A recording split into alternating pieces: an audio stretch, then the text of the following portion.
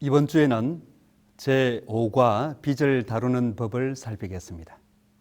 저는 재정관리 전문가가 아닙니다. 그래서 빚을 다루는 법을 전문적으로 안내할 재주도 없고 자신도 없습니다.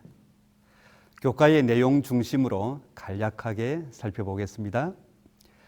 성경 로마서 13장 8절에서 피차 사랑의 빚 외에는 아무에게든지 아무 빚도 지지 말라고 하였습니다. 빚에 대해서 성경은 아주 부정적입니다. 그러나 현대 사회에서 빚을 내지 않고 살기가 쉽지 않습니다. 부모가 여유가 있지 않고서는 빚 없이 집을 구하기 어렵습니다. 돈을 모아서 사기는 거의 불가능합니다. 대출을 통해 집을 사는 것이 더 빠르고 결과적으로 더 이익처럼 보입니다. 사업을 할 때도 빚을 내지 않으면 시작하기가 쉽지 않습니다. 하지만 이번과의 제목처럼 빚을 다루는 법을 알아야 하고 다룰 수 있는 범위 내에 있어야 할 것입니다. 이번 주에는 일요일 빚, 월요일 하나님의 지도를 따름, 화요일 빚에서 벗어나는 법, 수요일 보정서기와 일확천금의 유혹, 목요일 빚을 낼 때 주의할 점, 이런 제목으로 교과를 살펴보겠습니다. 먼저 일요일입니다. 일요일 교과는 빚입니다. 신명기 28장 1절, 2절, 12절 말씀에서 살필 수 있는 하나님께서 당신의 자녀에게 가지고 계신 이상은 무엇일까요?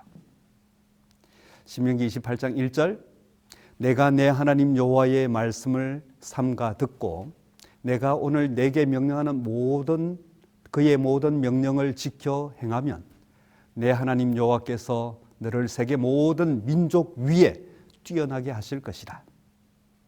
12절, 여호와께서 너를 위하여 하늘의 아름다운 보고를 여시사 내 땅에 때를 따라 비를 내리시고 내 손으로 하는 모든 일에 복을 주시리니 내가 많은 민족에게 꾸어 줄지라도 너는 꾸지 아니할 것이요. 하나님께서는 당신의 자녀들이 세계 모든 민족 위에 뛰어나기를 바라시고 많은 민족에게 꾸어 줄지라도 꾸지 않기를 바라십니다. 빚진 인생이 아니라 나눌 것이 있는 삶이 되기를 바라셨습니다. 우리 모두 이런 복을 누리면 좋겠습니다. 일요일 교과에서 재정적 어려움을 겪게 되는 세 가지 주요 원인이 있다고 합니다. 첫째는 무지 때문입니다. 재정적으로 무지한 사람들이 있습니다. 돈을 관리하는 원칙이나 지혜가 없는 경우입니다. 둘째는 욕심 또는 이기심 때문입니다. 자기 능력 이상으로 소비하며 살아갑니다. 감당할 수 없는 집, 차, 옷 등에 돈을 지출합니다. 때로는 무리한 사업 투자 혹은 투기를 하기도 합니다. 셋째는 개인적인 불행 때문입니다. 가족이 아주 심각한 사고나 심각한 병에 걸려서 치료비를 감당할 수 없거나 자연재해로 인해 모든 것을 잃을 수도 있습니다. 사업 실패로 한순간의 어려움에 빠질 수도 있습니다. 때로는 형편이 아주 어려운 가정에 태어났을 수도 있습니다. 빚이 있다면 어떤 이유로 빚을 지게 되었는지 한번 파악해 보시기 바랍니다. 하나님의 자녀들도 여러 다양한 이유로 빚을 질 수 있습니다. 빚이란 남에게 갚아야 할 돈을 말합니다. 즉 정리가 필요하다는 것입니다. 그러므로 삶의 방식, 소비 습관 등의 변화를 주어서 빚을 정리하고 여유를 만들어갈 수 있어야 합니다. 그래서 오히려 꾸어줄 수 있는 여유를 가질 수 있으면 좋겠습니다. 그래서 하나님의 이상에 맞는 하나님의 자녀가 될 수 있도록 노력해야 하겠습니다. 디모데전서 6장 6절에서 9절에 있는 말씀을 보면 그리스도의 삶에 대해서 안내해 주고 있는데 어떤 삶을 살아야 될지를 확인하게 됩니다. 6절부터 보겠습니다. 그러나 자족하는 마음이 있으면 경건은 큰 이익이 되느니라. 우리가 세상에 아무것도 가지고 온 것이 없음에 또한 아무것도 가지고 가지 못하리니 우리가 먹을 것과 입을 것이 있은즉 족한 줄로 알 것이니라. 부하려 하는 자들은 시험과 올무와 여러 가지 어리석고 해로운 욕심에 떨어지나니 곧 사람으로 파멸과 멸망에 빠지게 하는 것이라. 빚은 이 수입의 범위를 넘어서는 지출 때문에 생깁니다. 빚이 있는 사람은 먼저 더 빚이 생기지 않도록 지출 규모를 줄여야 합니다. 그러기 위해서는 자족하는 마음으로 수입에 맞게 살아야 합니다. 지혜로운 지출을 할 수 있도록 노력하고 더 절약해서 빚을 갚아 나가야 하겠습니다. 이제 월요일로 넘어가겠습니다. 월요일 교과는 하나님의 지도를 따름입니다. 마태복음 6장 24절과 요한 1서 2장 25절에서 발견하는 공통적인 주제는 무엇입니까? 먼저 마태복음 6장 24절입니다. 한 사람이 두 주인을 섬기지 못할 것이니 혹 이를 미워하고 저를 사랑하거나 혹 이를 중히 여기고 저를 경히 여김이라.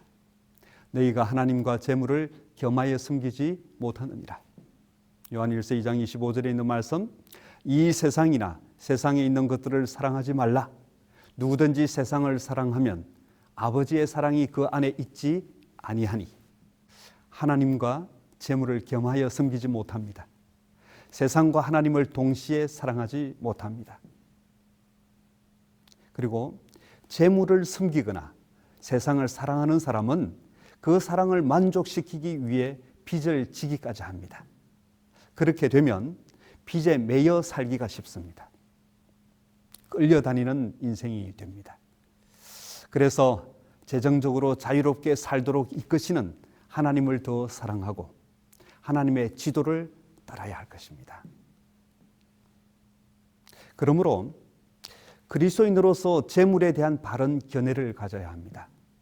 우리는 그리스도인으로서 재물에 대해 어떤 자세를 가져야 할지를 살펴봅시다. 청지기에게 보내는 권면 133쪽에 이런 말씀이 있습니다. 그리스도를 따르는 자들은 재물을 경시해서는 안 된다. 그들은 재물을 주께서 맡겨주신 달란트로 여겨야 한다. 가끔 그리스도인 중에서 재물에 대해서 매우 부정적인 자세를 취하는 분이 있습니다. 그리고 좀 더 넉넉하게 살기 위해서 열심히 노력하는 사람을 심지어 세속적으로 보는 분도 있습니다. 재물을 모으려는 마음은 세속적입니까? 청지기에게 보내는 권면에 있는 말씀을 통해서 확인을 해보겠습니다. 청지기에게 보내는 권면 148쪽에 있는 말씀을 보면 재물을 모으려는 바람은 우리 하늘 아버지께서 고상한 목적을 위해 풍부하신 본능적으로 타고난 애정이다. 재물을 모으려는 바람은 하나님께서 주신 본능적으로 타고난 애정입니다. 그러므로 그리스도인들은 부에 대하여, 돈에 대하여 부정적인 시각을 버려야 합니다. 하나님께서 허락하신 그 본능을 최대한 발휘하는 것, 나쁘지 않은 것입니다. 돈을 사랑함이 일만하게 뿌리가 되나니라고 했지 돈 자체가 일만하게 뿌리라고 하지 않았습니다. 다만 우리의 애정을 잘 통제해야만 합니다. 그래서 청지기에게 보내는 권면 139쪽에 이렇게 말씀하고 있습니다. 하나님의 말씀이 일만하게 뿌리라고 선포한 것은 돈을 사랑합니다. 돈 그 자체는 주의 사업에 충실히 사용하도록 인간에게 주신 하나님의 선물이다. 신명기 8장 18절에는 또 이렇게 말씀하셨습니다. 내 하나님 여호와를 기억하라. 그가 내게 재물 얻을 능을 주셨습니다. 그러므로 돈을 잘 버는 사람은 하나님의 달란트를 받은 것입니다. 그러므로 재물은 우리에게 활용하도록 주신 하나님의 선물입니다. 재물 얻을 능을 받으신 분은 더 받으셔서 더 유용한 일에 많이 사용하시기 바랍니다. 그리고 모든 사람은 하나님의 지도를 따라 더 성실하게 열심히 더 잘 살려고 노력해야 할 것입니다.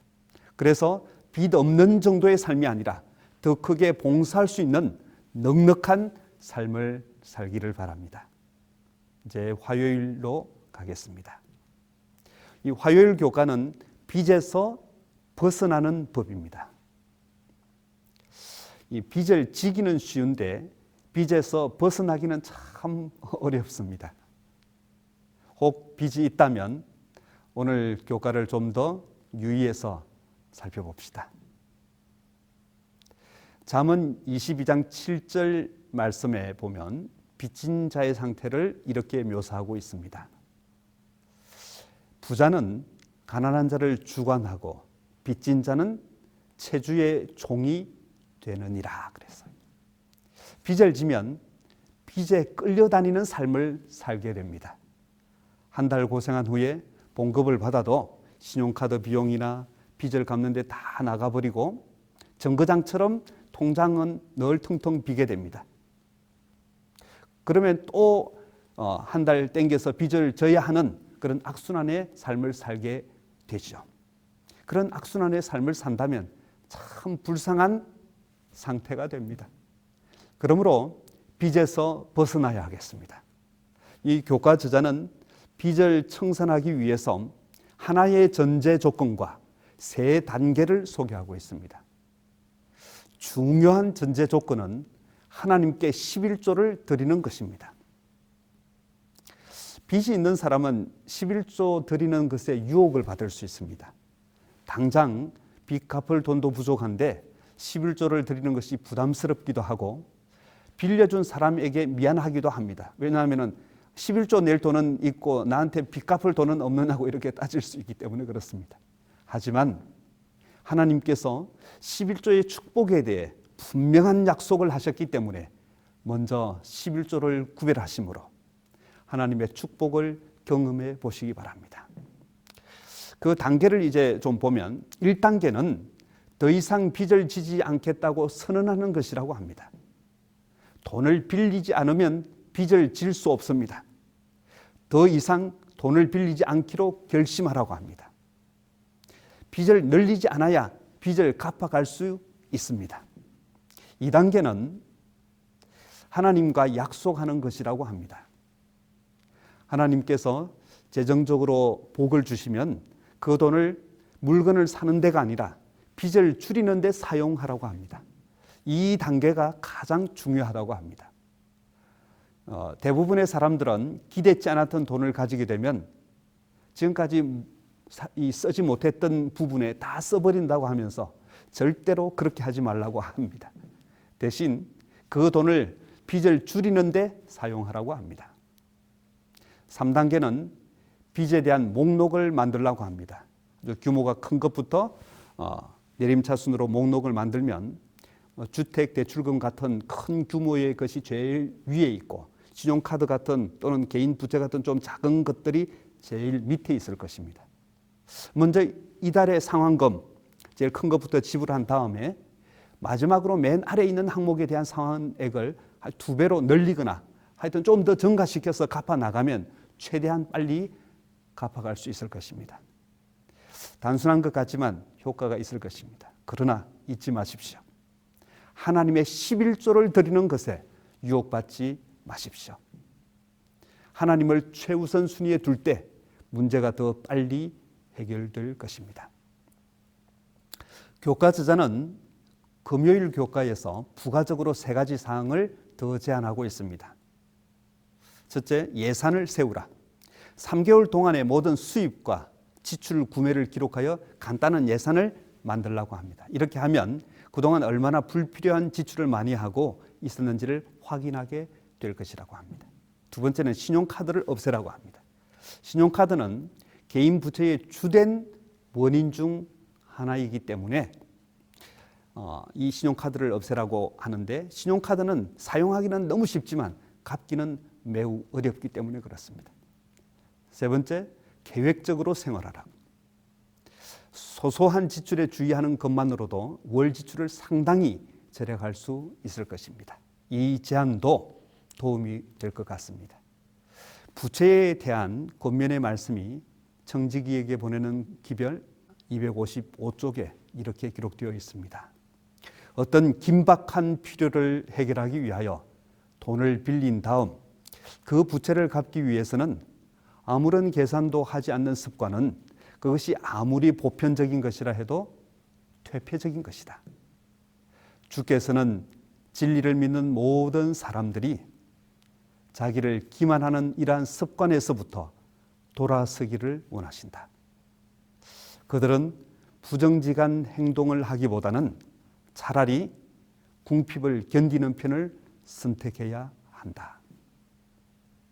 부채를 갚기 위해 더 계산적인 삶을 살아야 합니다. 충동적인 지출을 멀리해야 할 것입니다. 지출 계획을 더 세밀하게 계산해야 합니다. 빚을 갚기 위한 장기적인 계획, 단기적인 계획을 세워서 빚을 정리해 가야 하겠습니다. 이제 수요일로 넘어가겠습니다. 수요일 교과는 보정서기와 일확천금의 유혹입니다. 이 성경은 보정 쓰는 것에 대해서 어떻게 말씀하고 있습니까?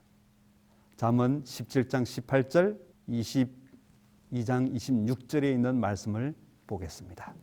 잠언 17장 18절에 지혜 없는 자는 남의 손을 잡고 그의 이웃 앞에서 보정이 되느니라. 그리고 22장 26절에 너는 사람과 더불어 손을 잡지 말며 남의 빚에 보정을 서지 말라. 보정 서는 문제에 대해서 성경의 원칙은 아주 분명합니다. 교과의 저자는 같은 교회에 출석하는 성도가 보정을 부탁할 때도, 심지어는 자신의 자녀가 보정을 부탁할 때도 성경의 원칙을 제시하라고 합니다. 보정 쓰는 것에 대한 원칙을 모르는 사람은 없습니다. 그리고 성경의 원칙이 아니라도 보정은 부담스러워서 잘 하지 않습니다. 그런데 굉장히 난처한 상황일 때나 미묘한 관계일 때가 있을 수 있는데 이런 때는 어떻게 해야 합니까? 보정이 꼭 필요할 때에 어떻게 해야 합니까? 참 어려운 숙제입니다. 보정 서지 말라고 배움을 받았기 때문에 늘 우리는 이렇게 지도를 합니다. 자신의 한계 내에서 도와주라는 이야기로 그들을 교훈하고 있습니다. 하지만 그것으로 해결이 안 될 때도 있지 않습니까? 그때 성경의 원칙대로 할 수 있도록 지혜를 구하시고 성령의 인도하심을 따라서 그 상황을 잘 헤쳐나가시기를 바랍니다. 보정서는 문제에 관하여 교회정원 1권 200쪽의 권면을 읽고 보정에 대해서는 정리하겠습니다. 나는 하나님께서 당신의 백성들이 불신자들을 위하여 보정을 쓰는 것을 기뻐하지 아니하시는 것을 보았다. 나는 다음에 성경절들을 보라는 지시를 받았다. 너는 사람으로 더불어 손을 잡지 말며 남의 빚에 보정이 되지 말라. 타인을 위하여 보정이 되는 자는 손해를 당하여도 보정이 되기를 싫어하는 자는 평안하니라. 불성실한 청지기, 그들은 다른 사람에게 속한 것, 곧 그들의 하나님 아버지께 속한 것들로 보정을 쓴다. 사단은 그의 백성들이 보정을 쓰는 자들의 손에서 재산을 빼앗는 일을 돕고자 준비하고 있다. 이제 속히 부하고자 하는 부분에 대해서 좀 살펴보려고 합니다. 속히 부하고자 하는 사람, 즉 벼락 부자가 되고자 하는 사람에게 이 성경은 어떤 경고를 합니까? 잠언 28장 20절과 디모데전서 6장 9절 10절을 보겠습니다. 잠언, 충성된 자는 복이 많아도 속히 부하고자 하는 자들은 형벌을 면하지 못하리라. 디모데전서, 부하려 하는 자들은 시험과 올무와 여러 가지 어리석고 회로운 욕심에 떨어지나니 곧 사람으로 파멸과 멸망에 빠지게 하는 것이라. 돈을 사랑함이 일만하게 뿌리가 되나니 이것을 탐내는 자들은 미혹을 받아 믿음에서 떠나 많은 근심으로서 자기를 찔렀도다. 속히 부하고자 하는 사람은 비정상적인 방법으로 돈을 벌려는 유혹을 많이 받습니다. 그래서 편법과 불법을 저지르게 됩니다. 그래서 성경은 형벌을 면하지 못하리라고 하고 있습니다. 상식적으로 이해가 안 되는 높은 수입을 보장하는 것은 대부분 위험합니다. 아무리 가까운 친구나 가족이라도 그런 유혹의 말을 하면 피하시기 바랍니다. 비정상적인 방법을 택하면 비정상적인 결과를 얻습니다. 부하려 하는 자들은 파멸과 멸망에 빠지게 하는 것이라고 합니다. 따라서 이 말씀은 정상적인 방법으로 성실하게 살아야 할 것을 강조하는 말씀입니다. 벼락부자가 아니라 탑을 쌓아가듯이 차근차근 부를 추구해야 할 것입니다. 청지기에게 보내는 권면 234쪽에 있는 말씀을 보겠습니다. 투기 사업으로 속히 부를 얻으려는 욕망을 일으키는 이런 종류의 운동은 하나님의 백성의 정신을 일찍이 인간에게 주신 가장 엄숙한 진리로부터 떠나게 한다. 잠시 동안은 번영하는 것처럼 보이지만 결국은 실패한다. 주님께서는 이런 운동을 승인하지 않으신다. 이제 목요일로 넘어가겠습니다. 목요일 교과는 빚을 낼 때 주의할 점입니다. 신명기 15장 1절에서 5절 말씀은 우리에게 어떤 교훈을 줍니까? 신명기에 있는 말씀을 먼저 읽어보겠습니다. 매 7년 끝에는 면제하라. 면제의 규례는 이러하니라. 그의 이웃에게 구워준 모든 채주는 그것을 면제하고 그의 이웃에게나 그 형제에게 독촉하지 말지니 이는 여호와를 위하여 면제를 선포하였습니다.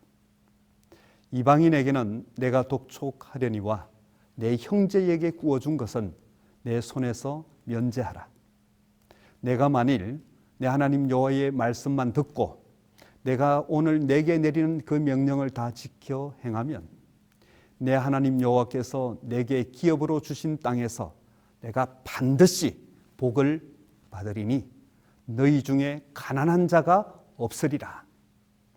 히브리인들은 7년마다 빚 없이 새 삶을 시작하도록 제도화했습니다. 하나님은 하나님의 자녀가 끝없이 빚에 매여 살지 않기를 원하셨습니다. 면제년 제도의 목적은 신명기 15장 5절의 말씀처럼 너희 중에 가난한 자가 없으리라입니다.